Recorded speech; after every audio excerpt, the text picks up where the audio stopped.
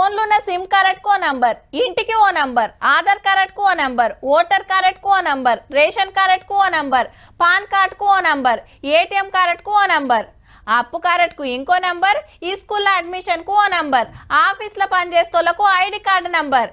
ఇట్లా ప్రతి దానికి నెంబరే ముఖ్యం.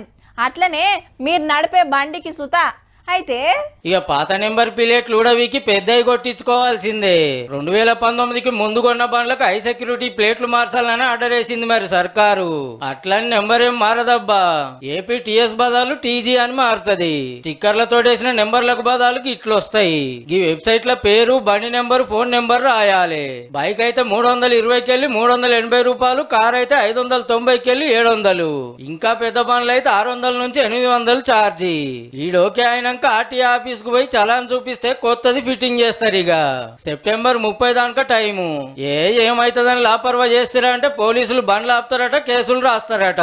అసొంటి బండ్లకి ఇన్సూరెన్స్, పొల్యూషన్ సర్టిఫికెట్లు ఇవ్వొద్దని ఆర్డర్ వచ్చింది. మరి ఎట్లుంటది మనోళ్ళ కథ? నెంబర్ చిన్నగా నచ్చిన రాతలు పెద్దగా, కులం పేరు ఒకళ్ళు రాస్తే హీరో పేరు ఇంకోళ్ళు రాస్తారు. తీరొక్క బొమ్మలు, హెచ్చడి మాటలు. దొంగతనాల కోసం దొంగ నెంబర్ ప్లేట్లు పెట్టుకొని తిరిగే బ్యాచ్ ఇంకోటి. కొందరు వంకర్ టింకర్ రాస్తే కొందరు అర్థం కాకుండా పెడతారు. గిట్లా తీరొక్క ఇద్దరు పడుతుర్రనే నెంబర్ ప్లేట్లు సగబెట్టే కార్యం పెట్టుకోర్రు అన్నట్టు. మీ బండికి సుధా కొత్తది పెట్టించుకోరు చెప్పున అటెన్క దొరికితిరా అంటే కేసులు అయితే సుమా.